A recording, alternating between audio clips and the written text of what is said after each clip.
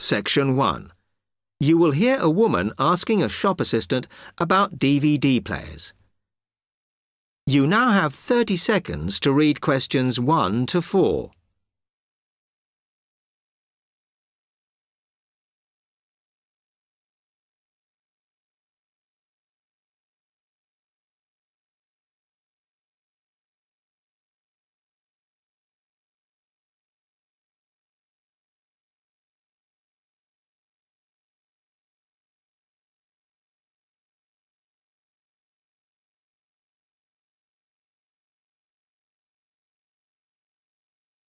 Hello, I'm interested in buying a DVD player. Can you help me, as I don't know very much about them? Of course.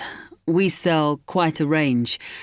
Actually, we're doing a customer survey at the moment, so I wonder if I could fill in this form about you, and that will actually help me to advise you on the best DVD player for you. Oh, okay. First of all, your occupation. Student. Okay. Then, have you already got a DVD player? No, I've never had one before. Huh? And how much do you think you want to spend on a player? I'm not sure, really, but I have got a budget. My friend said I should allow about £100, but I can't afford over £85, so that's what I'm working on. And do you watch DVDs very often? Depends what you mean by often. I don't know what the norm is. Is it about 2 a week? I suppose I watch 3 a month. That's enough for me. Yes. What sort of films do you like watching then? Action movies? Not really. Oh. My boyfriend always insists we watch science fiction movies, but I prefer thrillers. Something to get your teeth into. Okay, just one more. Do you watch other DVDs? Ones like music or something? Not much, because I don't want to spend the money on something I can watch on TV, but I occasionally rent out comedy programmes, and I fight with my boyfriend over all the sports DVDs he watches. You now have 30 seconds to read questions 5 to 10.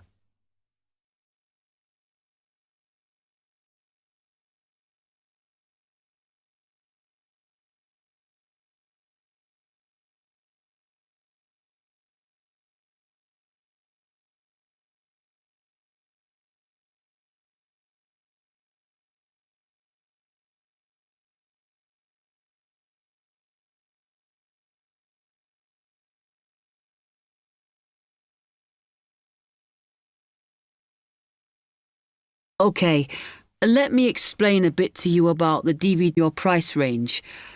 First, there's the DB30, which has only got basic features, but it is a bargain at £69. Now, all the DVDs come with an after-sales service that starts when the guarantee runs out.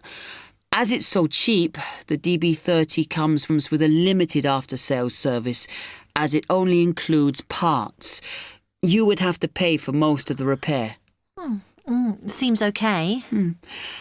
Then, a slight grade up from that is the XL643. This comes with an additional feature in that it has an extra button allowing you to record. That's quite useful. Oh, yes. That would mean spending less on DVDs to watch. Yes, so you'd make the extra money back on it that it costs. Let me see how much it is. Yes, that one's actually reduced at the moment from £79 to £71.99. Oh. I think it's worth the extra myself. And is that the same level of after-sales service as the other one? Well, you get a bit more for your money because what we're offering is a discount on labour. So you don't pay the full price if you have to call an engineer out. I see. Then the last one is this Tri-X 24. It's a very good player, and you can use it to listen to your CDs as well as watch DVDs. It looks nice, but I bet it's expensive. No, it's not top of the range. Let's see. Yes, it's £94. But what you have to remember is that includes insurance, so you don't have to pay extra for that. And it comes with a guarantee that's valid for 3 years, as opposed to 1. What do you think? Maybe.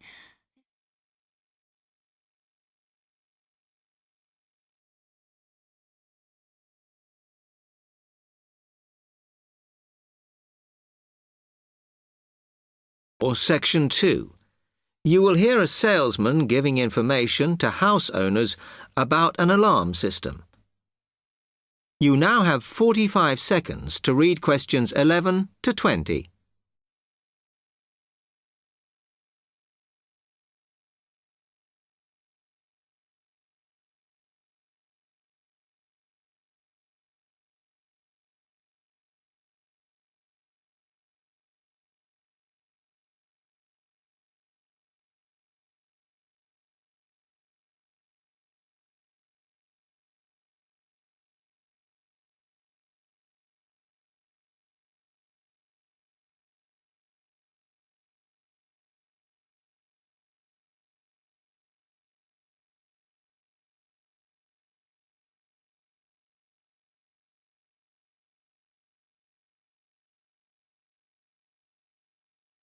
For inviting me to your residence meeting. My name is Martin Pugh from SafeCell Alarms. I'm going to explain a little bit about home security, and I hope you'll all feel a bit better informed, and perhaps that you will even purchase one of the alarms we sell. It is all too easy these days for people to break into our homes. Did you know that 25% of all burglaries are committed by burglars breaking and entering via the back door? Even though it is locked, it is still relatively easy for someone to gain entry. And there are parts of our house that we think are not vulnerable because they look inaccessible. But they're not. So, if you're trying to protect your home, you should make sure the top floor is covered by that protection, not just the ground floor. We believe that the only way to secure your property is by having an alarm fitted. Just having the alarm on the outside can put burglars off. And we also recommend that you warn them about the alarm. To do this, we suggest you stick a sign in the front window of the house so it can be seen clearly. This alone should be enough to dissuade a burglar before they start. Now, our company has a range of alarms on offer, and I brought several along for you to see tonight. But let me just explain a few things about them. First of all of our alarms are highly visible. They're colored red, and on the underneath, there's a blue light, which you can see whether they are switched on or not. This acts as a deterrent to burglars who can see it as an active alarm system. Like most systems, our alarms are very sensitive, so you do need to look after them. You may be surprised to hear that a cat can often slink around unnoticed under the infrared beams, but a spider crawling across them will set them off. Also, our system is a little different from some.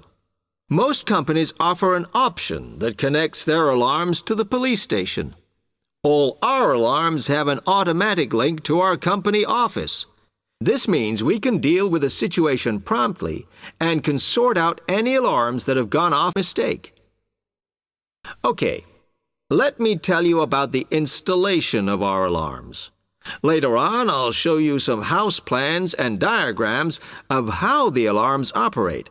But you don't have to worry about them being intrusive, as we normally put them in hallways rather than individual rooms. The diagrams show you how the beams work to cover the whole house in this way. Oh, one small thing while I remember is don't leave your security code in your house. A lot of people keep it in the kitchen or their study, but we suggest you leave it with a neighbor so that if there is a break-in, the burglars can switch the system off. Now, regarding the practical aspects of installation, I know that many of you are out all day, and I'm afraid we don't install the alarms at weekends. But we do offer a service where we can fit the alarm system in the evenings for you. But we do charge a little bit extra for that. Finally, we do offer a range of systems, so I suggest you look at the leaflets on our prices.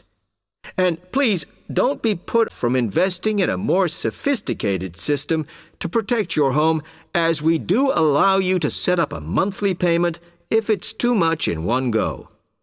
Okay, now if you'd like to come forward.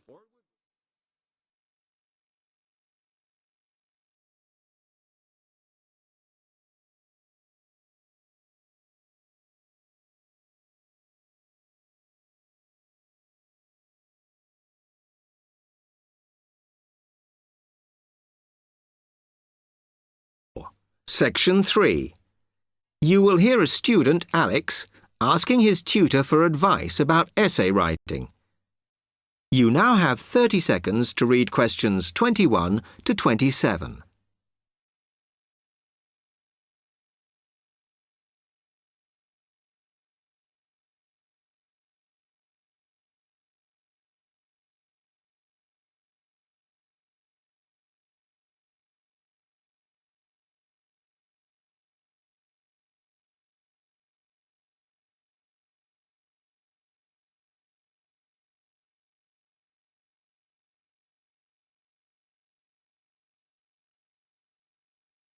Hi, Alex. Come in. I gather you wanted some help with writing essays. Yes, I'm finding this first term difficult, and I'm worried about the assignments we have to do for January. Let me see if I can help.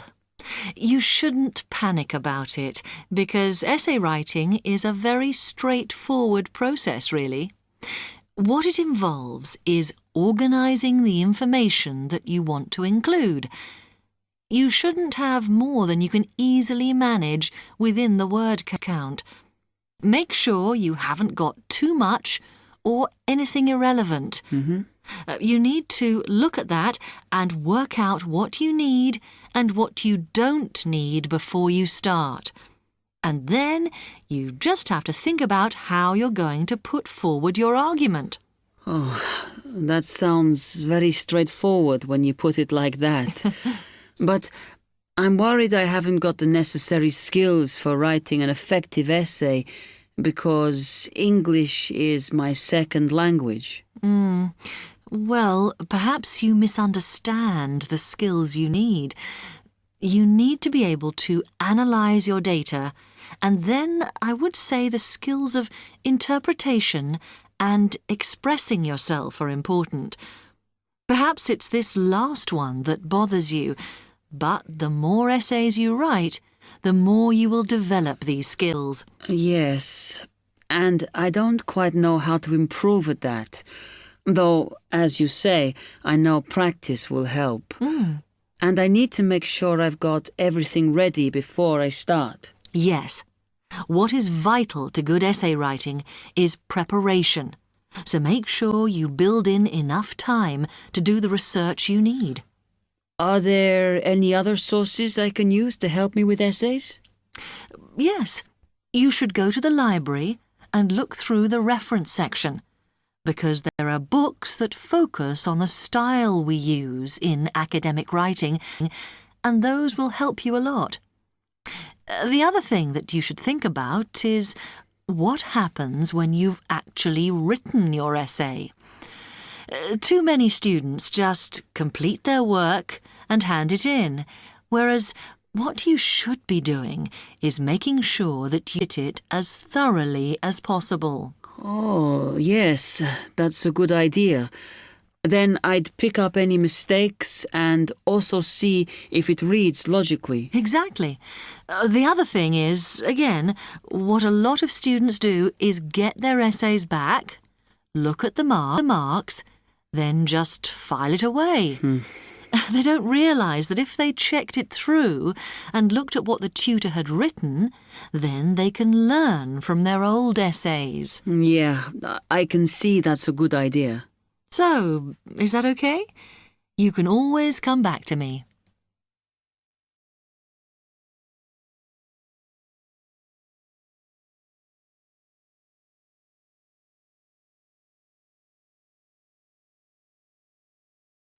You now have 15 seconds to read questions 28 to 30.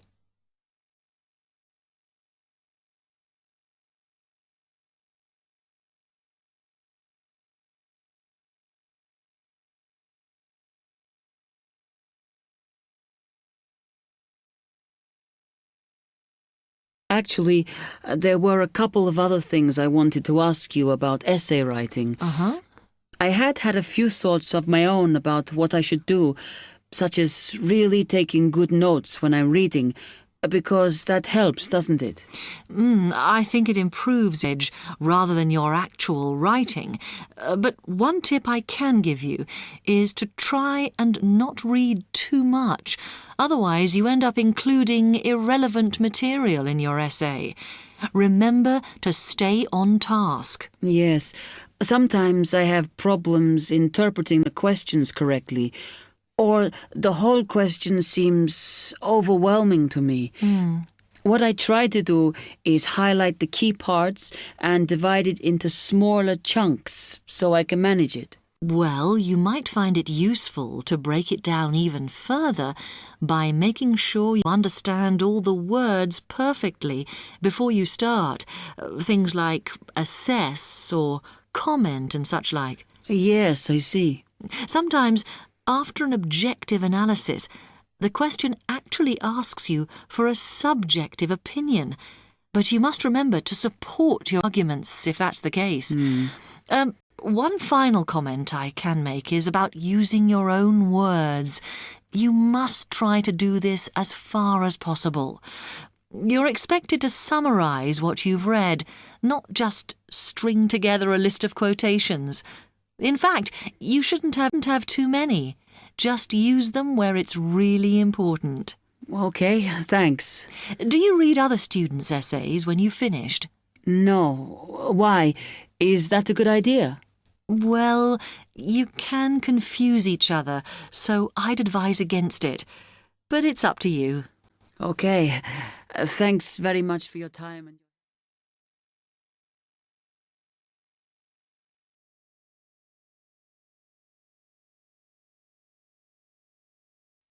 You now have 15 seconds to read questions 28.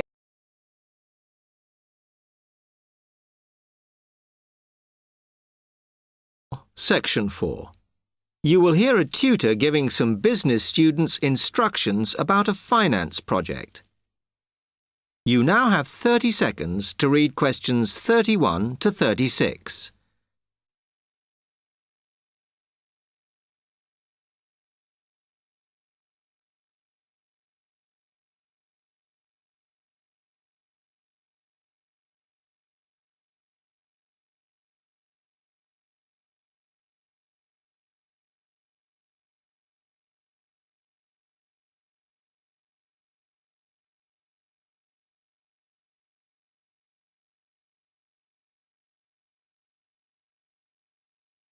OK, can you quieten down, please? Now, today I'm going to talk to you about your assignment. We've been studying the effects of the exchange rate, so I'm going to give you a to-do on this. Right, can you make some notes while I'm talking?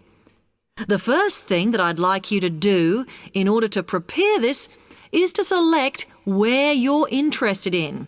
I mean, which country, and therefore which currency you're going to be operating in. OK, now the purpose of the project is to make money, and I'm hoping some of you will make a significant amount. So, I want you to suppose that you have £100 that you will have to invest purely in the rises and falls of the exchange system. In other words, you'll be trying to predict rates. This is a project that you'll be doing together, but before you work together, you'll have to go off and research what you need to know about the economy of that country and how well it's doing or is expected to do in the near future. You could all make up a little information sheet with your notes on, clearly legible, because then I want you to get together, we can do that next week, and to go round and read about each other's countries.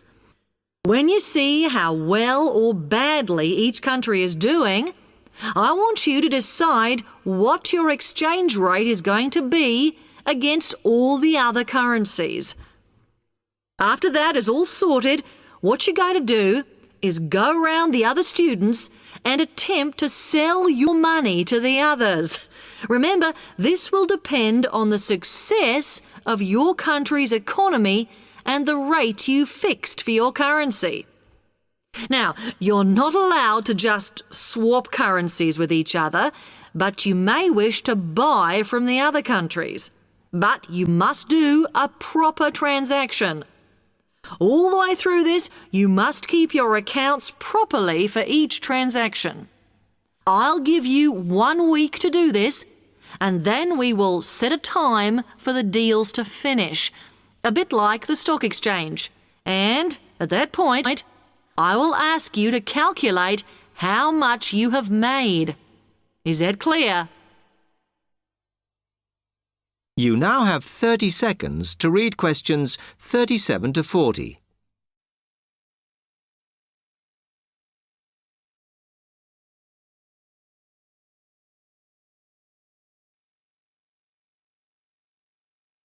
Okay, now before you begin that, there are a few things I want you to read up on to prepare.